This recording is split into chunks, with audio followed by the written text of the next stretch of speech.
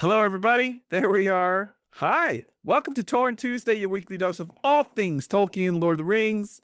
We give you all the news that's fit to print, and it has been a huge week for Lord of the Rings. It's so huge that your regular host, Clifford Broadway, got lost on the way to the studio. So if you see a Clifford in the chat, tell him to check his email and click on the right links and join the right show. He might be streaming on a competing show. I have no idea. But I see a lot of our regulars in the chat room. We're on live on YouTube. I see Higgy Baby and Durin and Roak. I see Imran and Nigel on Facebook. We're on Twitch as well. Hello, Spartan343. I do play Halo. I still love Halo Infinite, but this is the Lord of the Rings show. We're not here to talk about Halo. So much news, and well, I hand it off to Clifford for a wonderful, warm welcome for you guys. But since he's not here, and my head seems to be cut off, let me see if I can fix this. Is that a little better? A little better? A little more headroom? You guys don't need to see my hat, my whole hat, nothing but the hat. What about the logo? The logo. I don't want you to see my desk here. All right, I guess we'll work in that. Halo is part of the Tolkien canon now. Thank you, Higgy Baby. Are you still playing Return to Moria? That game was so much fun. Munchies is live on Twitch. Hello. So we got tons of news from Rings of Power. We got tons of news about new Lord of the Rings. We got tons of news about old Lord of the Rings. We got tons of news about animated. And while Cliff figures out how to get to the show, I guess I should just dive in, okay? So let's see if I can do this show all on my own. First off, this weekend was the debut of War of the Rohirrim. That movie opened up in December in theaters worldwide, and in the domestic U.S. market, it made $4.5 million on opening weekend, and ended its run right around $20 million. That is lower performing than any other Lord of the Rings movie ever. I think even Ralph Bakshi made more money than that back in the 70s. So it's not for lack of quality. It's just, I don't know why people didn't check it out in theaters. And now that people are checking it out on HBO Max, it's on HBO. It was on HBO on Saturday night. Now it's on regular rotation. I've seen it on HBO, one of the 7 HBO channels on my cable TV. I've seen it every day since Saturday. I've watched it a few times now, and it's streaming on Max if you've got a Max account. And MovieWeb says the only Lord of the Rings flop is now a chart-topping streaming hit. And that's just a recap of its box office, but its Rotten Tomatoes is good. People were joining our Discord all weekend long saying, hey, I finally saw the movie and it's actually really great and really incredible. And I agree. And in fact, if you still need more convincing other than it being on HBO, on Max, which you can stream on, I'm always going to call it HBO Max. We have posted a bunch of exclusive interviews and videos from the making of War of the Rohirrim. So if we go to YouTube / the One Ring Net, it says we're live, but then you click on videos. Look at that. Just click on videos, and we have all these exclusive 5-minute behind the scenes video. We have all these exclusive, wonderful interviews, courtesy of Green Dragon and our wonderful staff who helped put this all together. And of course, our friends at Warner Brothers. But look at all these just wonderful interviews with all the cast and crew. And there's Cliff interviewing Kenji remotely. There's Artie and Phoebe and the stars. And so check out our YouTube channel after the show, of course, for War of the Rohirrim, which is doing big numbers. And you know what? I had a feeling that people would finally discover this when it was streaming. And War of the Rohirrim is that. Vixen Dark Fairy says at Justin reads Cliff's text in the YouTube chat. There was no other email. There is no one else coming. There is no other. Yes, there was. All right, we're sending the email again. Where do we go? Where do we go? We go to send email. We go to Cliff forward to. I'm not going to. You guys don't see that on screen, right? We're going to send it to his Gmail. And let's see if he gets that. Because I'm sure Cliff has wonderful opinions on the One Ring. Cliff, so come on. They're saying, the chat room is saying, please pause the show to let Clifford in. Okay, we're going to hold there, and I'm going to read your comments on War of the Rohirrim. Did you guys like the movie?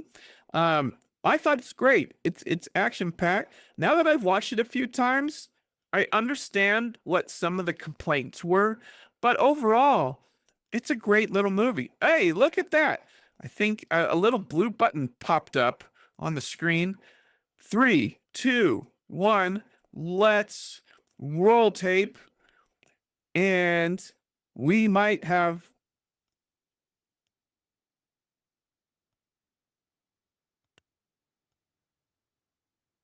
Go ahead.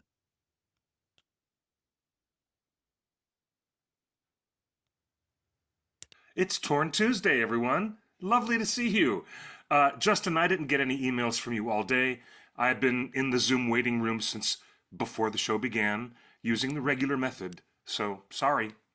But I'm not sorry, because I didn't get any notification or email from you or anybody else. But needless to say, yes, I am really excited to see the wonderful response to the streaming numbers and the people who didn't even give War of the Rohirrim a chance.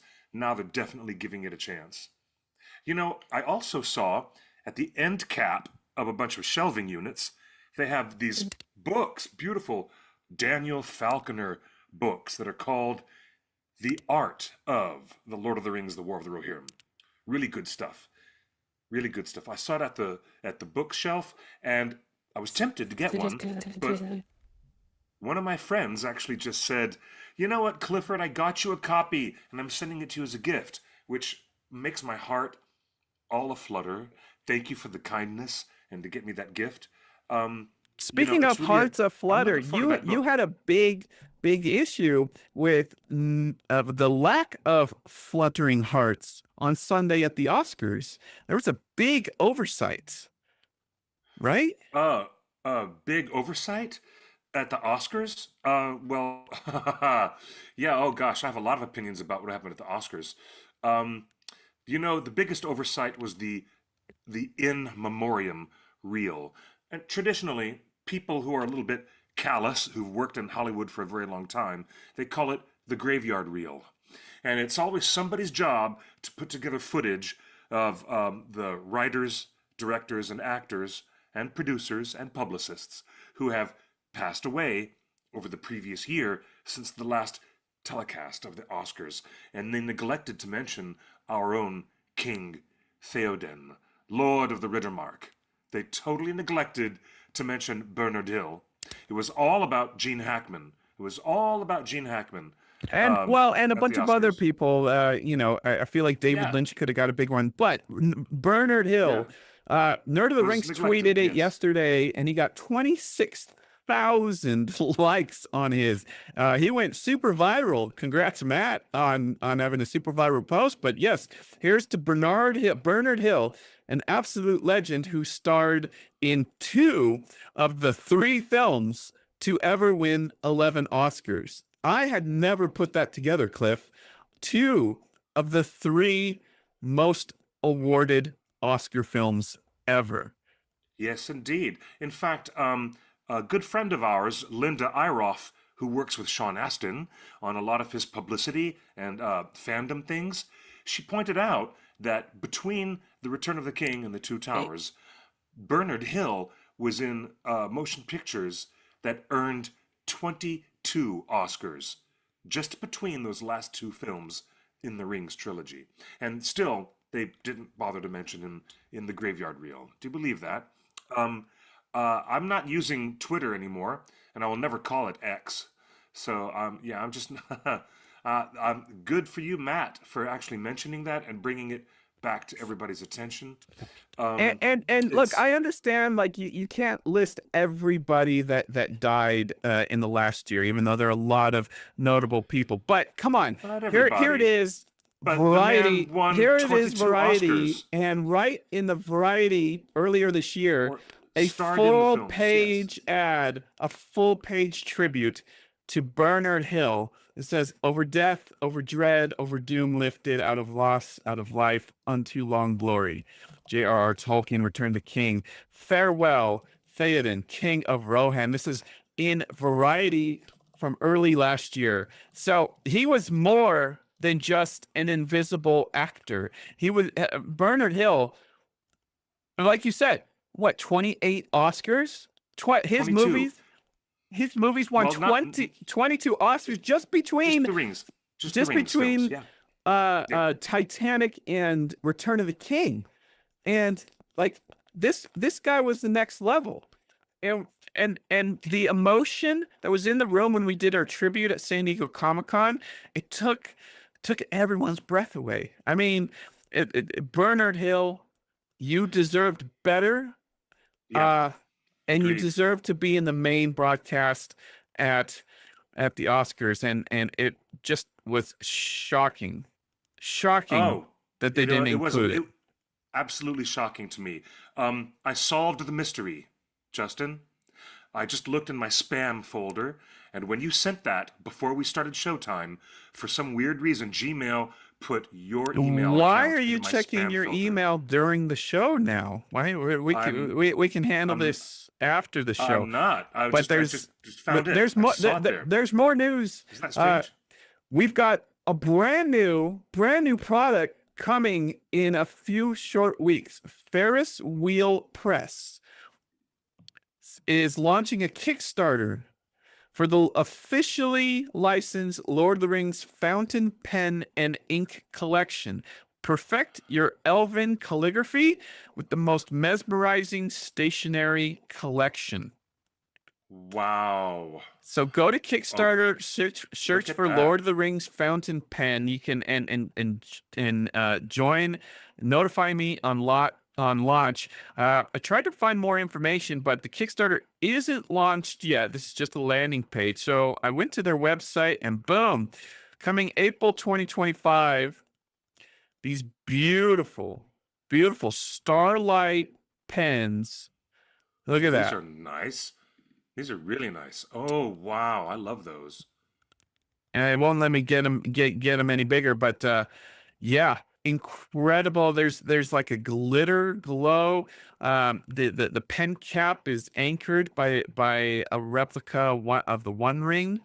You know, this just looks great, and these are classic calligraphy pens. Look, with a branded ink bottle. And do you have any calligraphy skills? Can you use a fountain pen? I'm afraid that this is a skill I've never learned, and I would love to, but I've never learned the skill that it takes to use one of these writing implements and use it correctly. It's really hard to use these little quill pens. It is hard for lesser men, but Yeah, yes, I that would be can. me. That would be me. Angel in the chat room says those are absolutely gorgeous, and you are correct. This is just an amazing set. So look up Ferris Wheel Press on Kickstarter and notify me on launch. It's right there. Let me scroll up. Right there on the right, or my face is blocking it. But you'll see a link to be on the notification list for when this launches. Because look, obviously they're gonna have multiple colors here. They got red, they got green, and they got silver. Oh man, can you imagine? I wonder if it gorgeous. comes with a tutorial on how to write in calligraphy certain characters from Tolkien. And I wonder if Daniel Falconer or any of the Weta folks would be interested in helping with it, teach people how to write. Oh, I would love to see Daniel Falconer, or maybe our cartographer, map illustrator, Daniel Reeve. That's the guy, man. To see him do a YouTube instructional video that tells us something very, useful, and the utility of being able to write like that would not be lost on me. I would love to be able to use one of these fine writing instruments. Those are gorgeous. I'm glad you showed them to us. And Is it not true that they reflect the colors of the DVD releases of the original trilogy? There are 3 pens in Fellowship color, Two Towers color. Is that right? Return of the King was Okay. blue, and Return of the King was I don't blue. know. Vic Okay, Vic so that Zan was in the close, chat though. room says, That's close. of course, if you're a good person, this pen will abandon you. Yes. So make sure you write the words of the Dark Lord on a regular basis so the ink does not dry out, because we know what happens when Sauron's ink dries out. He turns into a pile of black goo, as seen in Rings of Power. Do you know what? That's so funny. That's funny. The Look at Guron. look at this. Look at this. I got my What own is that? pile That's of. gross. I got Sauron came and visited me, and That is Sauron goo? yeah. So I mean, bubbling evil protoplasm because there was nothing left of him. yeah. That Look, is so look. I got gross. Sauron came and visited me, and it That's is incredibly gross. yeah. It's Sauron. I mean, McPain incredibly came up with gross. this concept. Look at this. This is what McPain said. What is Sauron's core form? This is what McPain came up with. This is canon to the Rings of Power. I have. Let's. That's funny. You're right. It looks like it's something that came from the bottom of a car engine. That looks really gross, though. I don't know what that is. Venom? Yeah, Anonymous Girl is like, is that the symbiote Venom? It's possible. Guron. They call him not Sauron. They call him Guron. Now, here's the thing. I want to shout out to Varking and everybody on our Discord, because I dabbled a little bit on the subreddit, the Lord of the Rings subreddit, a few days ago, and I found out what a completely unwelcoming place that is compared to our wonderful little corner of the internet. So, guys, if you want to go ahead and have really good conversations about Rings of Power and all the interesting and controversial things that they're doing in that show, then the place to be is on our Discord. Do not bother going into that weird little environment, which is the LOTR subreddit. Don't bother, trust me. I made the mistake of going in there and saying something reasonable, and I got downvoted so fast by all the haters, it was just crazy pants. So trust me, our Discord is where it's at. It's a wonderful, Well, and very welcoming speaking place, of and where well it's at, moderated. Cliff, Very well moderated. Cliff, I know you've been saving your pennies and you've been saving your dimes, your shillings, and I'm happy to report this is breaking news today. It's the moment you've been waiting for, Cliff. I saw this. Yeah, this is so exciting. Here in Los Angeles, there is a Wow. famous compound house in Culver City, Los Angeles. And Culver City, yeah. of course, is where Amazon MGM Studios, the historic MGM Studios and the previous Fox lot are all near Culver City. And this just came on the market. Let's bring it up on screen. Mansion Global, which of course I'm subscribed to, and I know Cliff, you are as well, because we like to keep up with our neighbors and friends, don't we?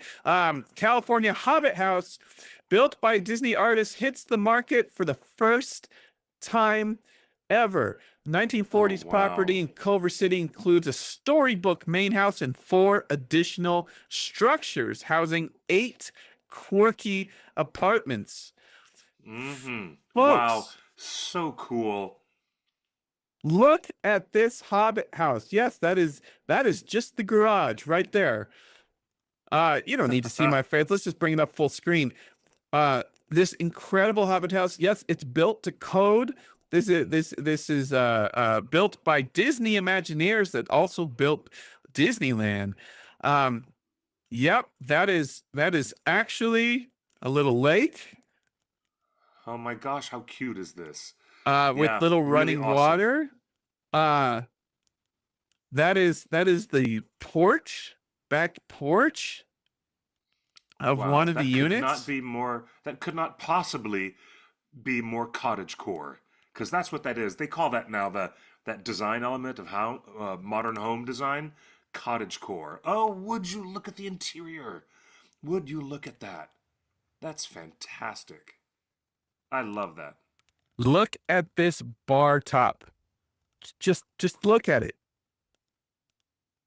It's incredible. Hmm. I You love it feel so much.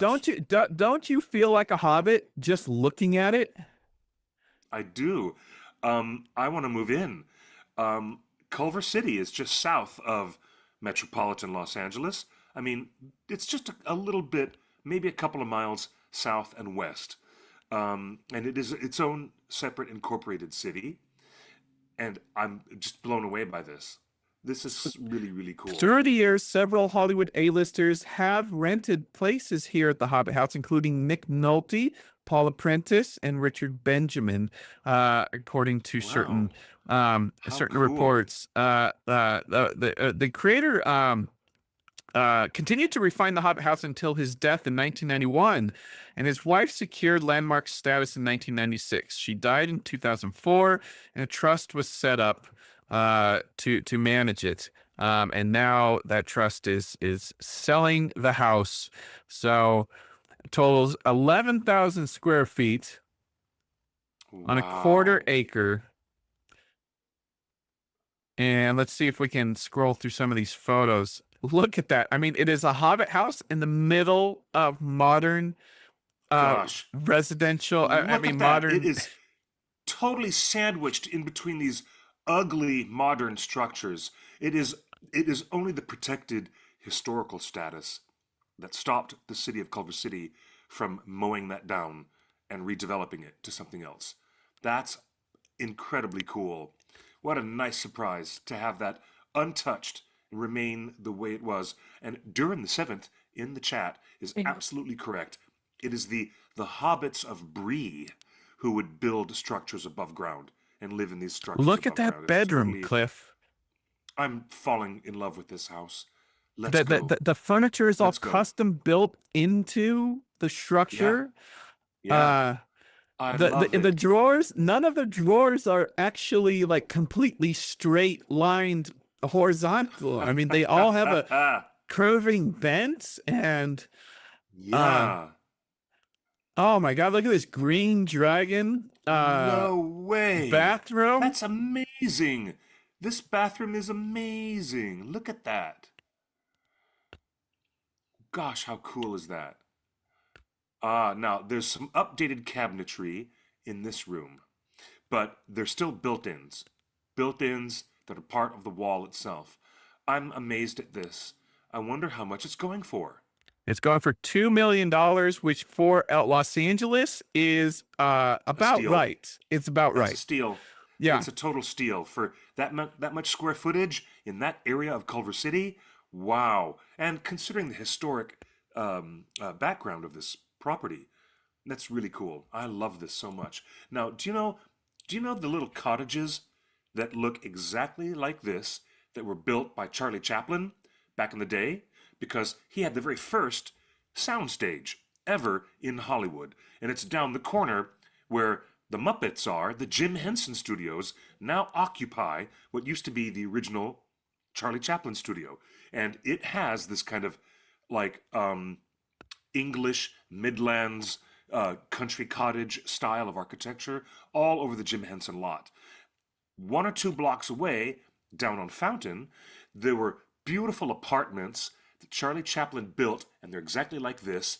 And he had a lot of visitors coming into Southern California to shoot films when he was just starting his career making silent films. So he had camera people, actors and actresses, and they all had to have somewhere to stay temporarily.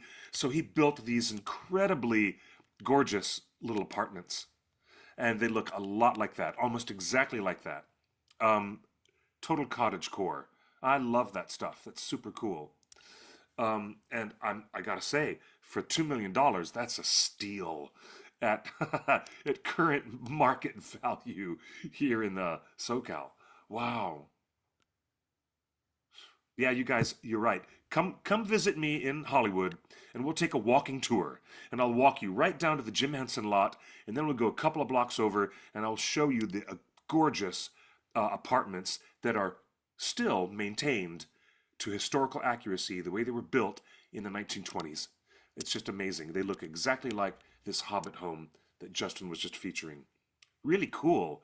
Justin, I am I know that there was some TikTok or some Instagram that was talking about the sale of that property, but I really didn't know that that was anything but clickbait. I didn't realize at the time that the structure was really now for sale Yeah, up on the open market. How a cool. hundred, a That hundred is percent. Yeah. so cool. I'm excited. Well, yeah, anonymous girl, compared to the other real estate prices, you want to buy some gorgeous craftsman home that's down here in Spalding Square, you're going to be spending more than 2 million. That's for sure. It's crazy.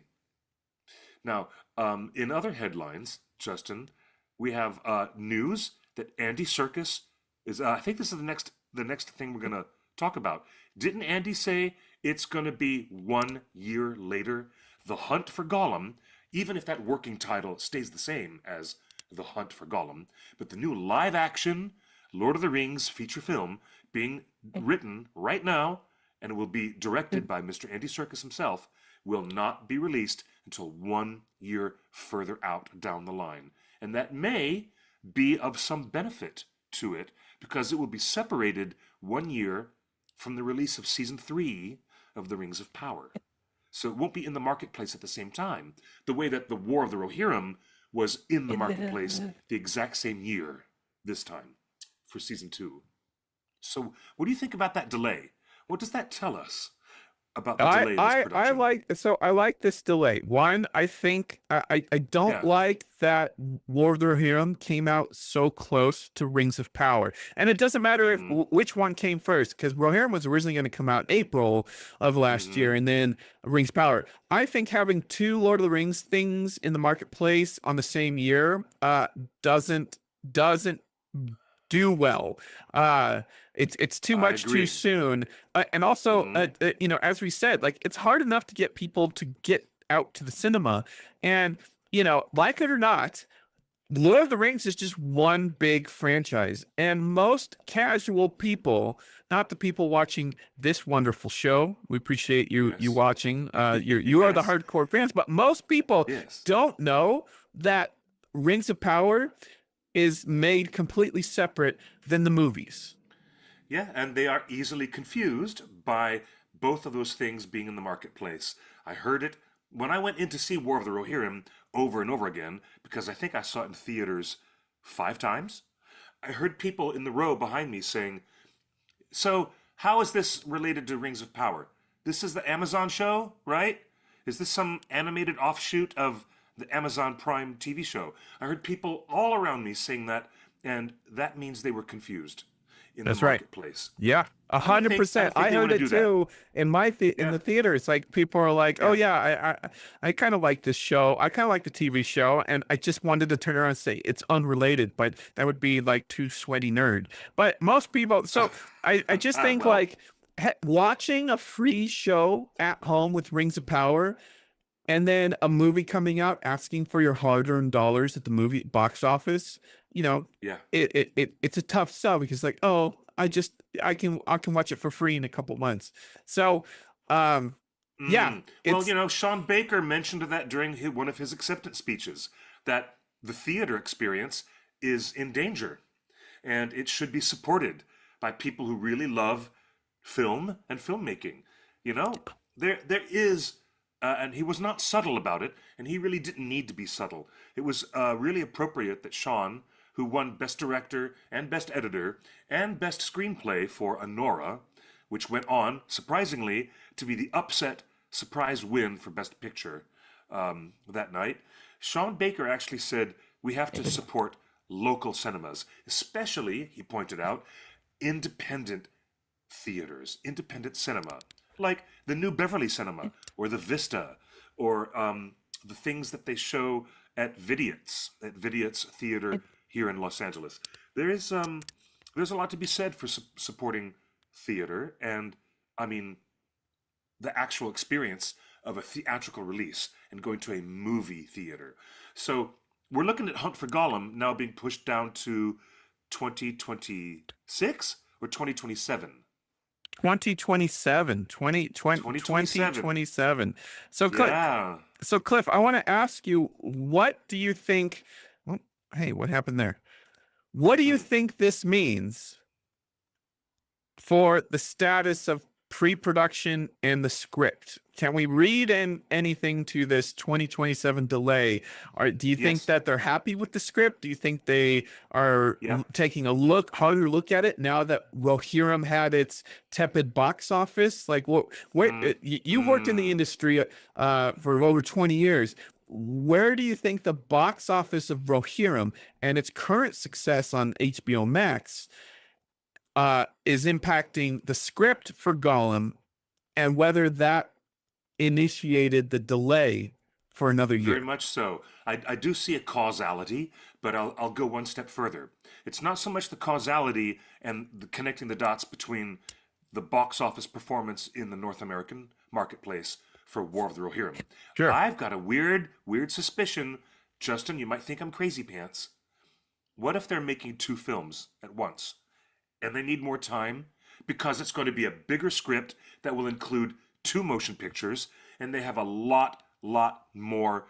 I have a sneaking suspicion that they have expanded the scope of the Hunt for Gollum, and it might be a twofer, like Kill Bill, Volume 1 and Volume 2.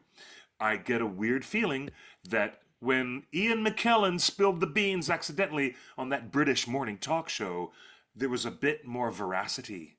So do you think they're writing 2 movies, or do you think two different screenwriters are writing 2 separate movies and they're not connected? Or is this one story told over 2 movies? It's one story told over 2 movies, I suspect. Really? I have the strongest suspicion. I've not heard that rumor. Year. We're going to clock that as not even Green Dragon. This is totally Green Dragon gossip right now. But what happened during the production of The Hobbit? We know what happened. They went from 2 films to 3 films. Because he shot too much. Peter didn't have the time. But then you remember how cramped and horrible the schedule came for finishing work on the future of the installment? Yeah, we don't need to get into the Hobbit thing. But no, but that's why. They learned their lesson. Peter and everybody around 3 But the Hunt for Gollum is not a 2-movie story. There's not enough there. What if there's something else they've now come upon that they want to add to the story? I think it's going to be a twofer. Okay. All right. Let's respond to the chat room. So Gollum film is in 2027 and Rings of Power Season 3 is 2026. Correct. Yes. As we've been reporting in the last few weeks, there's been a lot of Rings of Power news, which we've got more news from Rings of Power in a second. But according to the latest leaks, Rings of Power starts filming in April next month, possibly 10-month shoot. According to Alex Dizenhoff, cinematographer, he's in England for 10 months. Already starting principal photography next month. Wow. On Rings of Power Season 3. April on Season 3. 10 months. That means they finished right around February, and then February for 6 months of post-production and visual effects. We expect that it will be released September 2026, but they have not said anything about the release date for Season 3, but we fully expect September 2026 release. Blown away. During the 7th in the YouTube chat says there's plenty there, and it's not directly tied to one book.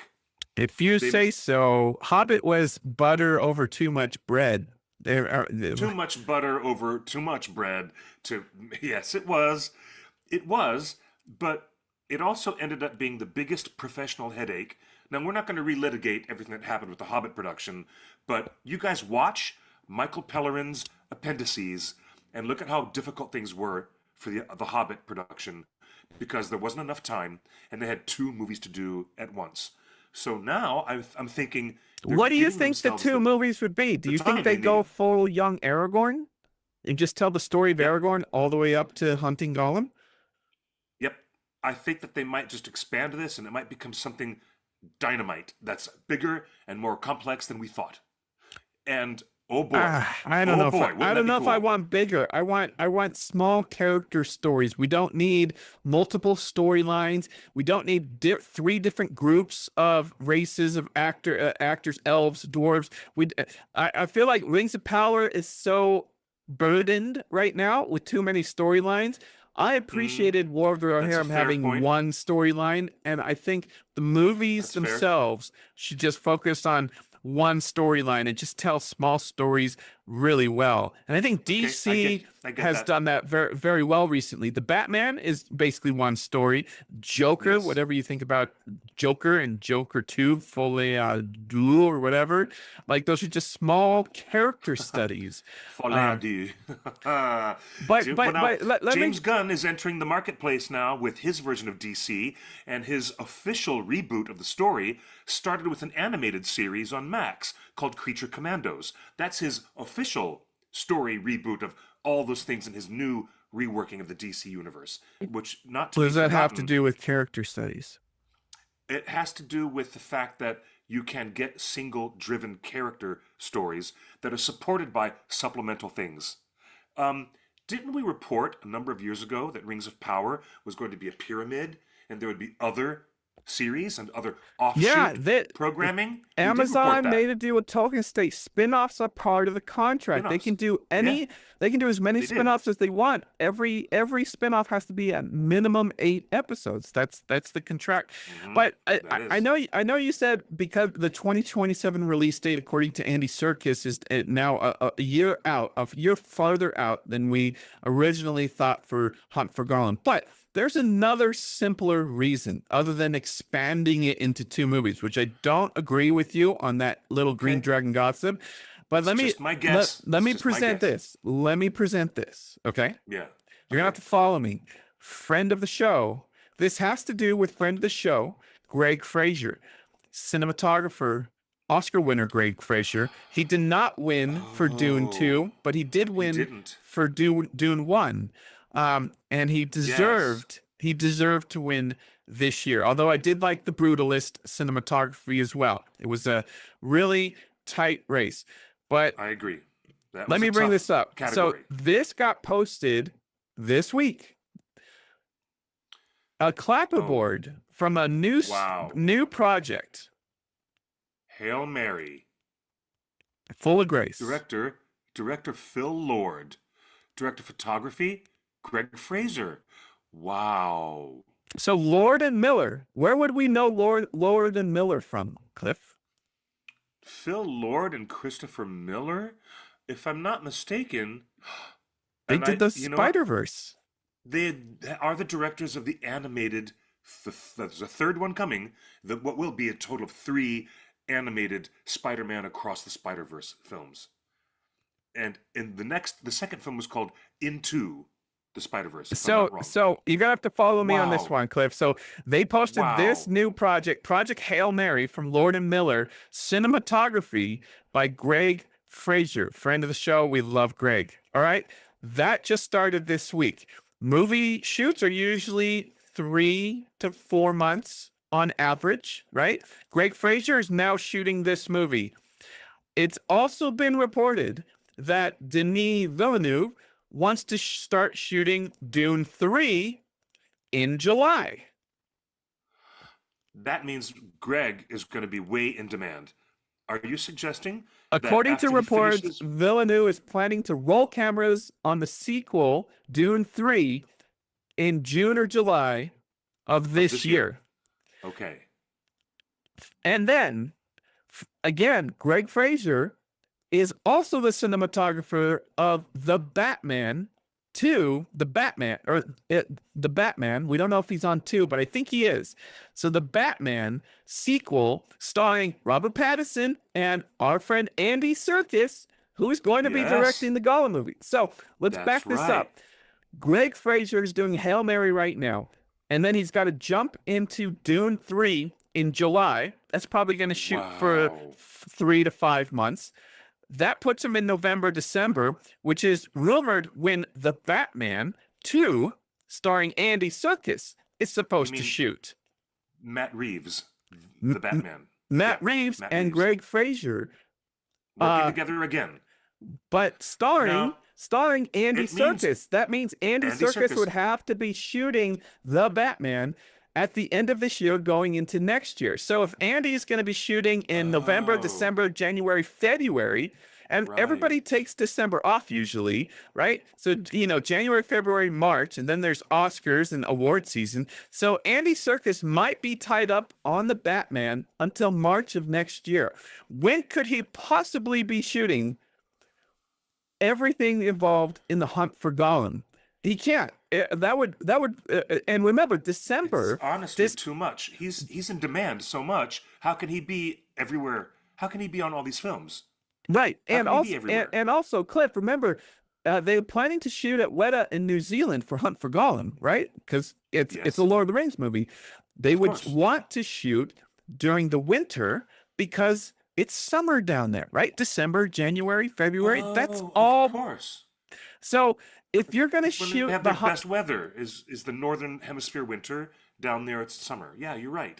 So I wanted to ask you, Cliff, when does the time period take place in Tolkien's books between Bilbo's birthday party and the Council of Elrond, when this movie is supposed to be taking place? What season is that? Um, I think that there's a couple of years. There's a couple of years of time frame. Um, it's much bigger than that small time frame you just mentioned. It's not just in between when Frodo leaves Crick Hollow with this, this whole scam that he set up. He sold Bag End, pretended to move away and go to Buckland, but he really disappeared and went to the Old Forest with his Hobbit companions. It happens.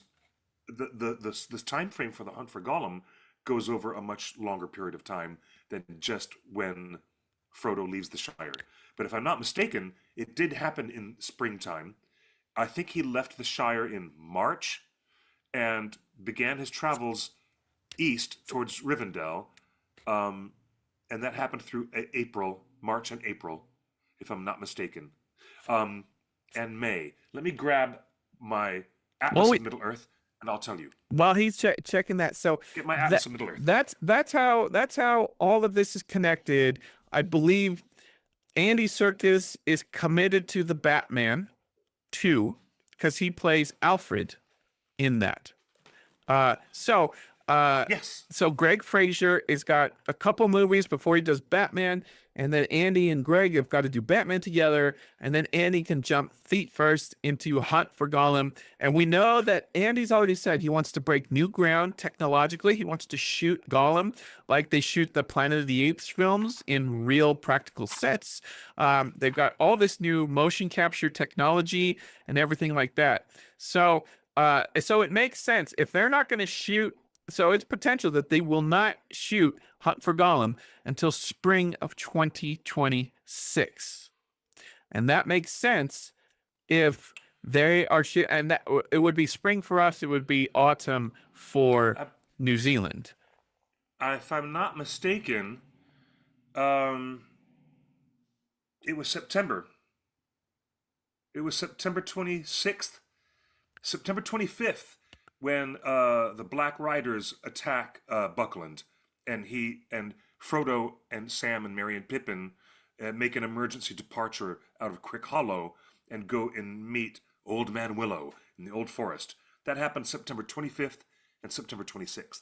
So I was way off. All right, It was through so it does all make of sense. October. It was through all of October that they ended up going to Weathertop, and then Frodo didn't actually get to Rivendell until October 20th. And of course, there's that famous line where Gandalf says, "It's October the 24th, if you want to know." So that's when he wakes up. There you Thank go. you guys. I had to check that. Well, Yes. so that would make sense if they're going to shoot Hunt for Gollum, and supposedly the early rumors were the story takes place after Bilbo's birthday party. It would be in the fall, and March of 2026 is autumn for New Zealand. So the trees will be turning colors. It does Yeah. make beautiful sense to shoot Hunt for Gollum. So I don't think that the delay that was just announced by Andy Serkis has anything to do with extending the script and shooting 2 movies. I think it's simply a scheduling issue and waiting for the leaves to turn. I get that. You know what? I totally get that. A side note, the longest delay that the Fellowship had was when they stayed in Lothlorien for an entire month. They stayed with Galadriel and Celeborn, grieving. They were grieving the loss of Gandalf and healing, trying to heal their wounds and heal their spirit. But they stayed put in Lothlorien for an entire month before they went downriver on the little boats and saw the Argonath for the first time. That's amazing. All right, before we get to our main story about Rings of Power, a quick button on some other news from our friend Bruce Hopkins, who played Gamling in The Two Towers. He loves to do incredible stunts and feats of athleticism, and his most recent one happened last Friday. On Bruce's 68th birthday, he attempted to do 68 somersaults from a high dive board, and he did it to raise money for charities. You can see right there, he raised over $5,000 for his birthday charities. So that's fantastic. Congrats to our friend Bruce Hopkins for I mean, that dude is just crushing it. He's more athletic than I will ever be. And He's amazing. He does this every year, and I think he does this yearly, or he did it a number of years ago, maybe 2 or 3 years ago, and he's doing this again. You're right, Iravandi. Bruce is superhuman, and this is really, really cool that he just did this again to raise money for the charity. He is awesome. all right, onto our headline. Speculation that Hunt for Gollum will be released at the same time Christopher Nolan will release The Odyssey. Do you think that they'll be up against each other? No, I don't know. That would be strange. Why would you do that?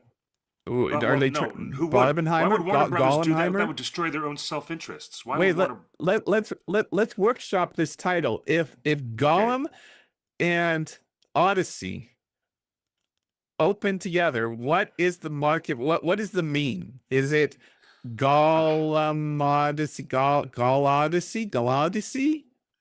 Is it the hunt the for Odyssey for Gollum? the hunt for Odysseus? It's the hunt for Odysseus. That's what it's going to be called. The hunt for Odysseus. We're riffing on Barbenheimer. When Barbie and Oppenheimer opened, Barbenheimer. What would be Gollum versus Odysseus? It doesn't work. That's too hard, man. I can't work that out. But I don't think Warner Brothers would ever shoot themselves in the foot and have 2 of their major tentpole films come out and compete with each other and cannibalize the marketplace together. They wouldn't do that. All right, Cliff, our main news story. Amazon is getting right back into their old tricks with announcing Jamie Campbell Bower and Eddie Marsan to join the cast of season 3 of Rings of Power. You'll recognize Jamie. Welcome, Vecna. We welcome you to Middle-earth. He's not just Vecna. He was in Twilight. True. He was in Harry Potter. He played a young, not Severus Snape. Who's the blonde guy? Who's the Johnny Depp character? That would be Grindelwald. He played the young Grindelwald. He played young Grindelwald. He's hit a lot of franchises, but Jamie Campbell Bower, and he's got 4 million followers on Instagram, which makes him the most popular actor on social media to be cast in Rings of Power so far. He's Yes, by indeed. far the biggest actor. I think all the other cast combined equal Jamie Campbell Bower, and he's very active on social media. We're going to get into that in a sec. But separately, Eddie Marzan, he's a Scottish actor or Irish actor. He's a shoo-in for a dwarf. But you will have seen him Yes. in many shows. He's just been a wonderful character actor. He might Um, be that missing brother that has been talked about in season 2. The brother of Prince Durin the yeah, Fourth. he was in his. Wow, that's interesting. Americans might mostly know Eddie Marzan from Ray Donovan. Ray Donovan is a big show on Yeah, Showtime. that was a good And show. he I remember played the that. brother of Ray Donovan. Um, Oh, uh, wow. Okay. Okay. so that was a big, yeah, Terry Donovan. That's right. So those are two big castings. I mean, this is exciting. This is the biggest casting that they've done. And Cliff, you and I have said since the get-go, this show needs some star power. It just does. It does. And we thought, and we rumored a long time, and boy were we wrong, about Russell Crowe. And he ended up wearing that crazy bushy beard because he was going to play Zeus in Guardians of the Galaxy Part 3. If my memory does not fail me, he certainly was not preparing a beard to be a dwarf lord or a lord of Numenorians. But we talked a long time, didn't we, about the merits of Prime Video bringing in an A-lister or a bigger name, what you'd call name talent, as the industry uses that phrase still these days. So here you go. This is the closest they've got, but name talent is not really the So the same question calculus. is he It's not the same Celeborn? calculus anymore. Is it It's how many followers you have. who's your first glance at Jamie Kate? He looks like an elf. He's got high cheekbones. Is he Celeborn? Could be. Yeah. Yeah. He sure could be. He could totally be Celeborn. Why not? We need to have the character come on stage anyways. We've been pleading for a couple of seasons now, You have. even before season one opened. You have. There's no we Where's your here. husband? Where's Celeborn?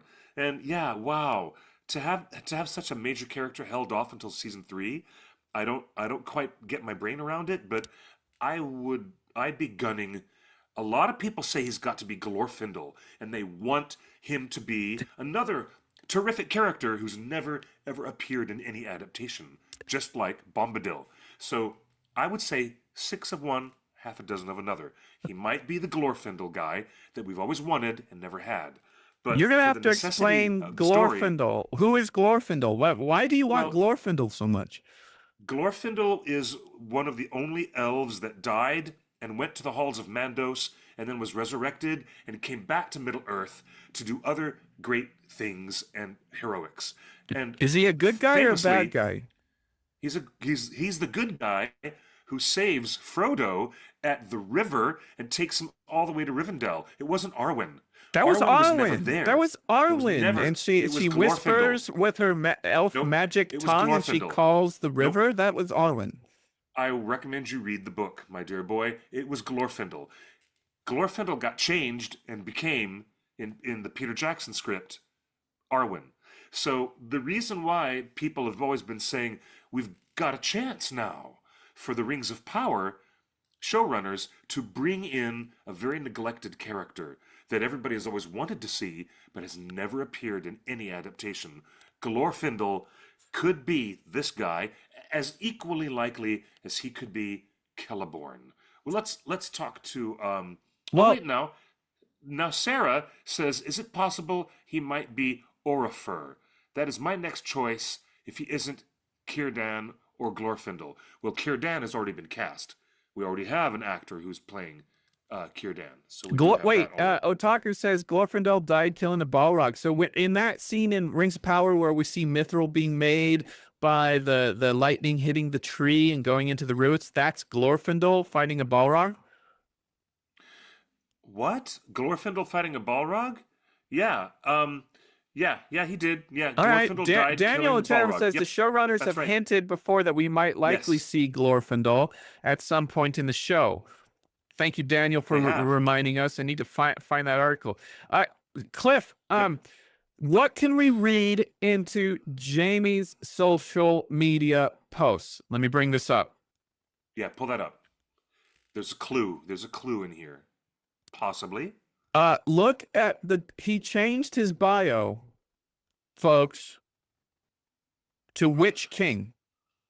Now, Otaku Senpai is absolutely correct. In the Third Age, it was Glorfindel who chased off the Witch King of Angmar during the wars in the north and made the prophecy at the time that he would be killed by no man.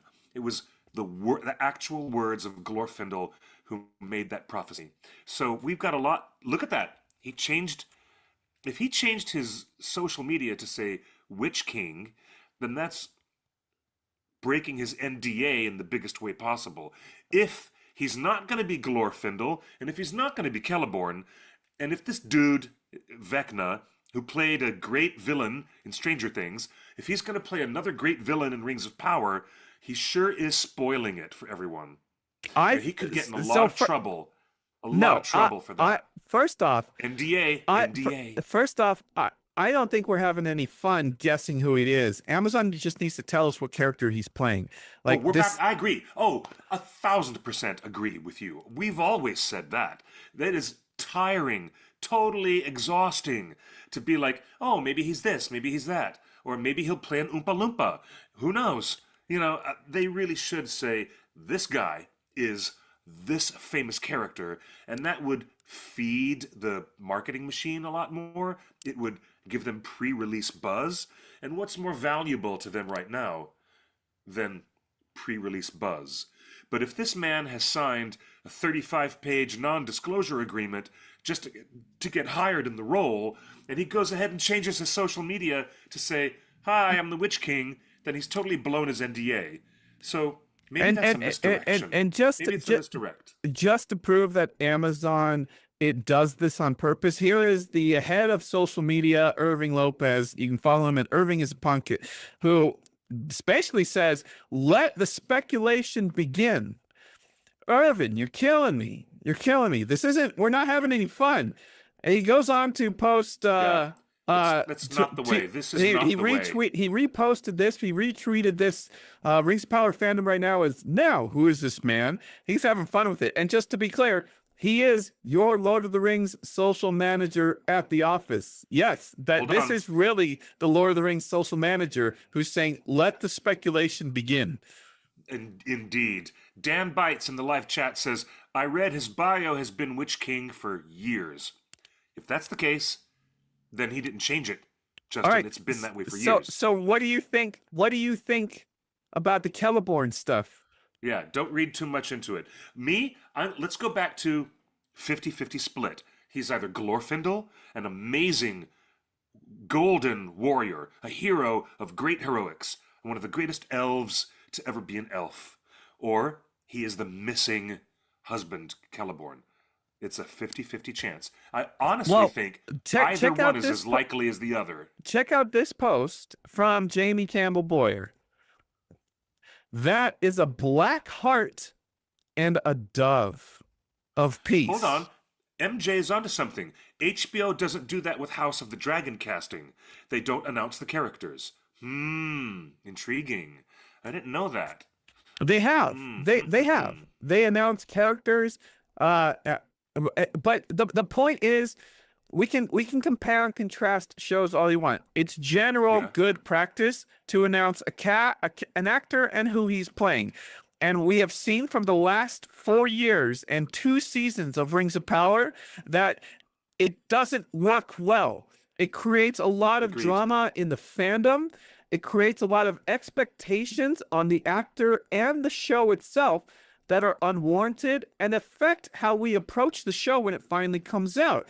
If we spend 2 years hoping that he's Celeborn, and then it turns out he really is the Witch King, a lot of fans are going to be disappointed in season 3, and we're going to be like, well, that's not fun, because they were already ready. Like, let us enjoy being in with Celeborn. And also, if you're worried about the engagement numbers going up or down, I promise you, if you told us that Jamie Campbell Boyer is Celeborn, you would have a ton of think pieces from Screen Rant and Collider and IGN and the and from us. OneRing.net And from us. Oh, yeah. about the history of Celeborn and why he was done a disservice in the Lord of the Rings movies and all Yep. of the things that he does with Galadriel and outside of his relationship with Galadriel, going through the Mines of Moria. There's so much to this character that could be written about if you told us if he is Celeborn. But instead, you want to play these guessing games that are no fun, and it sets the fan up for disappointment, and it sets the show up for unfortunate disappointment because our fan casts are. It's all about expectations. You have to set expectations. But Cliff, what does the dove mean? The black heart and the dove of peace. What does a black heart dove mean? Is that a Witch King thing? No, not at all. I mean, that could be, Peacemaker. Who knows? The dove of peace on Peacemaker's weapon. Who knows what the hell that means? It could be anything. That there's no specific symbolism to be looked at. There's no hidden meaning, at least not from my granular way of thinking about Tolkien's stuff. Well, remember that we speculated last week from Sideshow Studios that the casting announcement could mean that they were casting Anarion, the brother of Isildur, the sculptor of the White Cliffs of Gondor, right? Yeah. So yeah. So here's another possibility, Cliff, and we tease this in the title of the show. And this is interesting. Our Discord user here, a regular, Sophia, posted this. After looking over the different meanings of Arlen, the code name of what we anticipate the character Jamie Campbell Bower has been cast as, one thing stuck out to me. She says the name Arlen has its origins in German and specifically derives from the word Erlen, meaning alder trees. She continues, Tolkien mentions alder trees a few times in his books. I looked up a Malorn tree and what inspired them. And I think most people agree that Tolkien was most inspired by beech trees, not alder trees, for Malorn. Okay? So she's ruling out a Malorn tree. However, what really caught my eye was a medieval Welsh poem called The Battle of the Trees, or Cad Gadot. The poem refers to a traditional story in which the legendary enchanter Gwydion animates the trees of the forest to fight as his army. Wow. Though it is not known if Tolkien knew this poem, I mean, come on, let's be real. He did. That was his profession, to know the history of poetry, right? He continued the pattern of animated trees in British storytelling with his Ents and their attacks on Isengard. Anyways, in this poem, the alder tree is interesting because it is the first in line. It leads the vanguard, the foremost division, or the front part of an army. Alder, front of the line, formed the vanguard. Willow and Rowan were late to the fray. Like the alder trees in the siege of Eregion, Celeborn and his sortie were the first to fight against Sauron's troops. Celeborn led a sortie from Eregion and drove back the vanguard of Sauron's host, later combining forces with Elrond and the reinforcements from Lindon. Yes. I would put it definitely in the full wheelhouse of Tolkien's knowledge that there was a medieval Welsh poem that he knew about. I totally would be shocked if Professor John Ronald Reuel Tolkien was not aware of the Battle of the Trees, although I don't remember any mention of it in the Humphrey Carpenter biography or in his published letters. But I would, But I would, hey, I would be a betting man, and I would win that bet if I said Tolkien must have known about the original Welsh. Cliff, let's He pause must have. this. Someone just joined the Zoom. Who's here to join us on the Zoom? Someone let's who's here? Who's here? Is there someone here to join us? Oh my gosh, it is our friend, Bruce Hopkins, who Hi. is the diving maestro, the maestro of the dive. And a big, big happy birthday. And it's so great to see you. What is going on? What a surprise! What Well, a may I surprise! first- It's so great to see. Ladies May and I gentlemen, first prostrate myself before you because I apologize. I was no. meant to be joining you way earlier.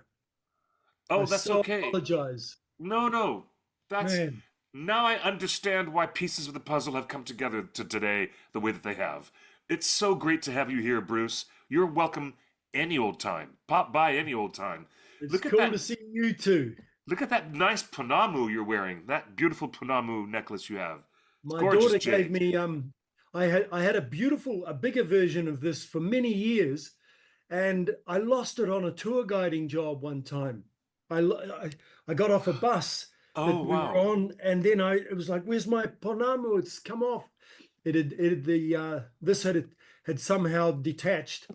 Oh, dear. And then when I was setting off on my 3,000 kilometer hike, the length of Middle Earth, the only person Yes. in the movies to actually walk the length of Middle Earth, gambling. Wow. Yes, sir. That's amazing. So when I did my 3,000 kilometer odyssey, hiking to Aotearoa through the mountains and the forests, my daughter gave me this on behalf of my 3 children before I left. So it's really cool. If I ever feel myself kind of losing my sanity a little bit, Yes. I hold this and I'll bring it up and give it a kiss, Yes, and absolutely. it centers me. You look so well. You look so incredibly healthy, and I mean, wow, I'm jealous. I'm so jealous. The live chat is exploding. Everybody in the live chat is going, "Oh my God, it's him! I Hey, love this you- guy. Welcome, Bruce. Yeah, Bruce. We all love Bruce. Welcome. Everyone's Hey, going crazy that you're And here." may I start by extending my aroha? So in the Mm. language of Māori, the indigenous peoples of New Zealand, aroha is love, essentially. Aroha nui is like the big love. My aroha nui to you all, for especially you in LA, anyone in LA, through the time that you've been through. That was just so surreal watching those fires unfold. And Yes. I don't want to get political or anything, but it's a little bit surreal still watching what's unfolding It over is. there in that realm. But It's I'm just in particular for those of you who have survived those fires and the times, and that sounds trite, survived those fires. I'm a celebrant, and I went to a workshop with a woman who was deaf. She worked around death, and she was amazing. She alerted us at this celebrants organization to the fact that she really wishes the media would stop using the word closure, because so often when people have experienced a death of a loved one, of a child, of a parent, of a sibling, of their darling loved one or something, there's never any closure. It doesn't close. It becomes bearable. Yes, that's So true. and that's when I just spoke about the fires. Then I kind of have to remind myself, you're only at the beginning of it, because there's people are trying to reconstruct their lives. I cannot imagine what it is to lose everything in a fire. I Yeah, can't imagine either. in I was fact, very lucky. some of I our escaped. I escaped the Sunset Fire, which was on my block. I got so lucky that the Los Angeles Fire Department and the first responders put the fire out. It was less than a block away from me. I I'm one of thought the very about you lucky. because I knew where you I'm a lived. lucky man. Yeah. Do you yeah, know And Even and it's I not got just Cliff. messages from a lot of Friends nice of Lord of the people. Rings. Jim Rydell, the visual effects supervisor for Oh Lord yes. of the Rings. He lost his entire house in the Palisades. Did it? No, I sent him a message. Yeah. I went through Facebook. I thought, okay, who do I know? Who do I know? Salah Baker, Jim. I stayed with Jim and his family 2 nights, I think, with my daughter when we were over there one time, and it His sort of house is gone. overran. Everything's gone. Oh Oh yeah. no! Wow, because he was. I think they had survived at that point. They were okay. When I'd sent him a message, he replied. Oh man! Yeah.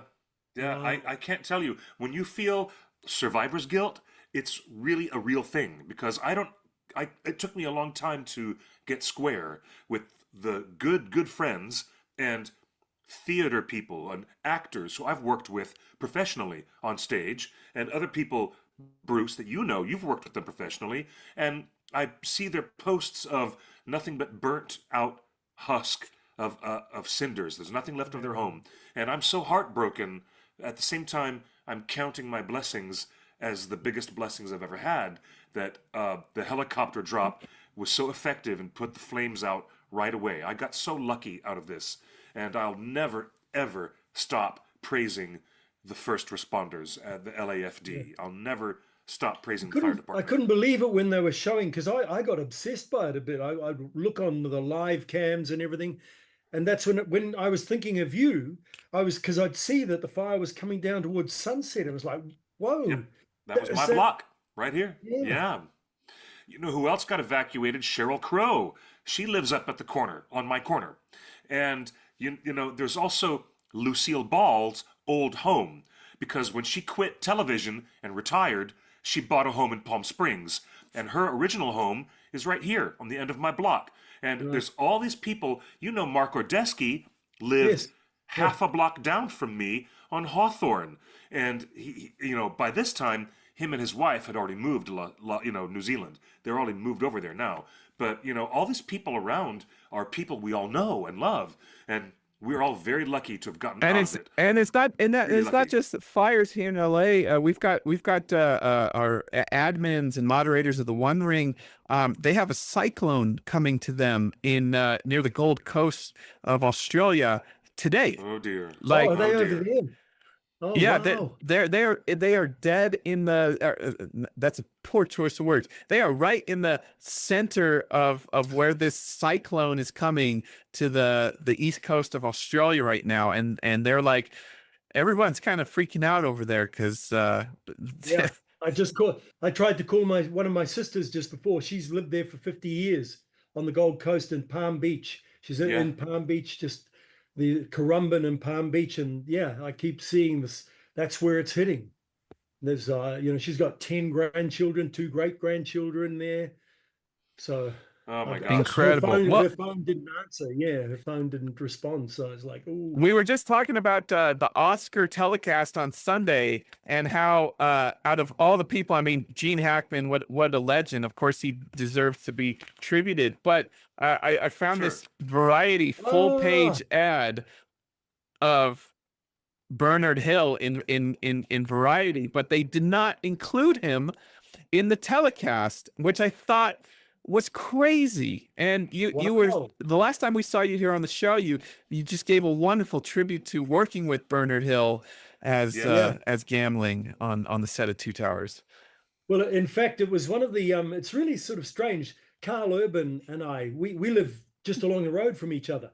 Nice. Very different circumstances. Him in a palatial abode, me in a rented 1-bedroom hobbit hole. Cliff, you've been to my hobbit hole, haven't you? I love your home. You have the most beautiful home, and there's nothing humble about it. It is cozy and perfect. I love So- your home. It's So great. and we seem to, like, I see him every now and then and we say g'day if he's not in Canada filming another series of The Boys or whatever.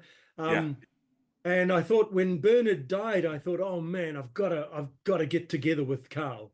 We can't because we had a very special just one night where Bernard, when we'd first started working together, he said to Carl and I, let's go and have a beer after work. And so we wrapped. We were in Wellington, and we got into one of the cars together, and he said, I want to go to a bar, a working man's bar. I don't want to go Yeah. to a flash. I don't want to go to something posh. Yeah. I want to go to a working man's bar. So the driver took us to a bar, which was perfect. And, we just sat there, and it was a real insight into Bernard, into what I realized the stuff work he'd done in the Boys from the Black stuff. Yep. That had a massive impact on him, on his private life and everything. So he likes being anonymous. He liked being anonymous. I think. Who knows? I didn't know him that well, but yeah. So I thought, okay, come on, Carl, you and I need to get together and go and have a drink and celebrate Bernard's life. And it was really cool. I managed to find, I think it was an old email, which I didn't think he would still have. But he responded, and so we went to a bar not far up the road, and we sat there and we cheers to Bernard, and we reminisced. It was really wonderful. It was so wonderful. That's really beautiful. I'm glad that you are neighbors. That's really kind of cute. I love that. Now, you're gonna, 20 years here now. We've got this graphic that Justin just pulled up. But 20 people on years Twitter since Carl pointed Urban's. out that Yeah. Bernard Hill was part of two of the three most awarded Oscar movies of all time. Titanic won a record 11 Oscars, and Return of the Yep. King won a record 11 Oscars. And only one other movie has done that, and it set the record.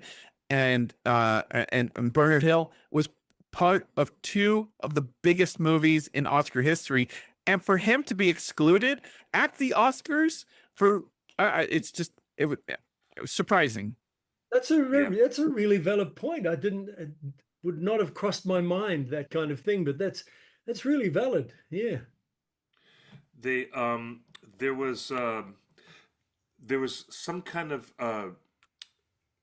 QR code they had at the very end, and they said for a complete list of our in memoriam, because we can't do it all here during the Oscars telecast. Go here, and you'll see the whole list of who the Academy chooses to honor in memoriam.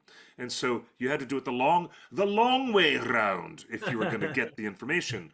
So, but I do believe it was really an oversight, and a really unfortunate oversight, Yeah. that they didn't include Bernard in the in memoriam segment. Now, Well, enough Bruce. talking about the past. Let's talk about the present. I mean, Yeah. you are still doing feats of athleticism that is just incredible, Bruce. And you sent me the Yeah. link, and we talked about it earlier in the show. And like, explain how this all came together. Yes, please. Well, I want to learn more about your again, charity that you're diving for. yeah. Well, again, I first came across this organization. I set myself up when I heard that there was a trail. I'm not a tramper, I'm not a hiker, but when I heard there was a hike that had been created, that literally there's about 400 kilometers of road walking in the North Island to Ika a Maui, which is the Maori name for the North Island, in Te Waiponamu, the South Island. It's pretty much all in the mountains and the forests. Wow. And so it's genuinely out there. And but it resonated with me that this was a way to give me a resolution to my quandary of where am I from? Where's home? I was born on the most southern island of New Zealand, Rakiura, Stewart Island, and then I grew up in the far north of New Zealand, and then we moved to the biggest city when I was a teenager. So I always felt like, where am I from? Where's home? I always felt that the island, Rakiura, was my home, but we hardly ever went back there. And so when I heard of this trail, I thought, wow, if I walk that, I know where I'm from. I'm from this whole country. I belong here. I belong. And so I decided to do it, and I set to it, and I studied it, and I trained for 10 months. I was getting a little freaked out. I was 61 years of age. And as I got closer to the time, I thought I was going to carry some of my father and brother's ashes with me. They were both died, and take them home to our island. Yeah. And then I thought, this is all very well and good. But it's kind of self. It's all about self. I need to reach out and do this to help others as well. And I thought I'll try and do some fundraising. And I came across this organization called Grandparents Raising Grandchildren. At that stage, I had 3 young grandchildren. Oh, Bernard, my king, you are our Wow. king, sire. Ooh, that was such a cool scene to do. So, It's great oh, stuff. go back in time. So I contacted Grandparents Raising Grandchildren. They were into the idea. That graphic you had up earlier on is from Radio New Zealand. I approached them because I didn't know how I was going to pay my rent while I was gone. They agreed to a podcast. It became the most successful podcast in New Zealand over the 6 months that I was doing the trail, and it still plays on Air New Zealand on the long haul flights. You can listen to that podcast. That is so fantastic. That's great. But so it was really cool, got all that set up. And then I did this fundraising for Grandparents Raising Grandchildren. And it went really well, raised about $30,000 or so. 6 years later, I'm turning 67. Or 5 years later, because I finished the trail when I was 62. And I suddenly thought, wait on, I haven't followed through. Grandparents Raising Grandchildren honored me by making me an honorary life member. And presented me with a lovely little sort of trophy in a sense. And so I thought, okay, well, I need to do some more fundraising for Grandparents Raising Grandchildren. I have so much respect for these grandparents who essentially give up their senior years of their lives through love to raise their grandchildren. They have to go through the court systems to get guardianship. It's usually a battle against their own child. The reason they do it, probably 90% of the times they do it because of methamphetamine, violence in the family, in the family home, gang affiliations. So the kids are in these incredibly unsafe environments. So these grandparents step in, bring them back and raise them with love, but give up their own freedom in their own lives and in a sense as older citizens. So I thought I want to do some more fundraising, and I swim pretty much every day of the year just down the road from where I live. And there's a wharf, a jetty. And I've probably 6 years ago or so, I'd swim to the jetty from the little beach I go out from. So a bit of a swim. And I climb up on the jetty and I'll do a somersault off the wharf like a kid, like I used to when I was a kid growing up up north. And so I just start doing these somersaults. And I don't know why the idea popped in my head, but I thought, okay, well, if I'm turning 67 for my 67th birthday, I'll do 67 backward somersaults. And so that was the start of it. Then I did 68 for my 68th birthday. And then I just did 69 for my 69th birthday. My birthday was actually in November, as was my 68th the year before. But each of the last 2 years, I've held off until February to do the somersaults, because last year I got to do it off, man, this was mind-blowing. I got to do it off the Red Bull World Cliff Diving Tower. No way. 6-meter platform on the red there. That's that platform there. That's the kindergarten training ground for the cliff divers.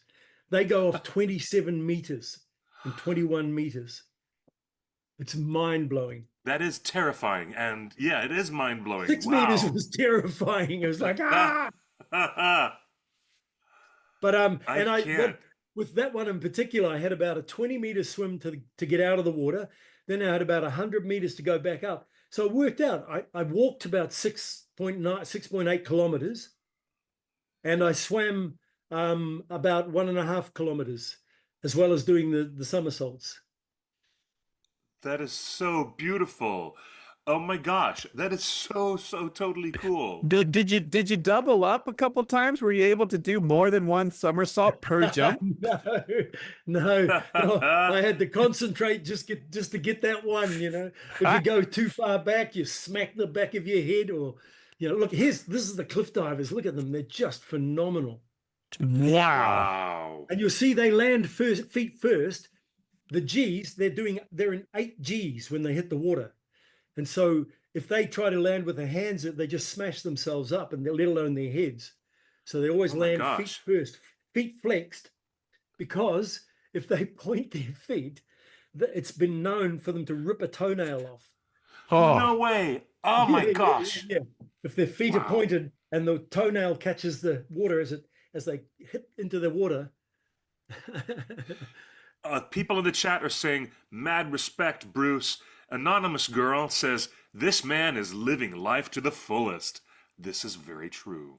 You really trying to are. trying to be as diving is my favorite Olympic sport. I'm so looking forward to the Olympics coming to Los Angeles in 2028. I Yeah. am bursting at the seams with excitement because the Olympics are just, I like shut down everything to watch the Olympics, and when they're on, diving is my thing. So like you sent this link and I'm just like, this is so in my wheelhouse. Lord of the Rings plus diving plus everything now have a else. look at see that platform, that top one and the other one. Yeah. The woman go off that lower one, that one she's walking out on now, the top one. So amongst their dives, they'll get two rounds, I think, each.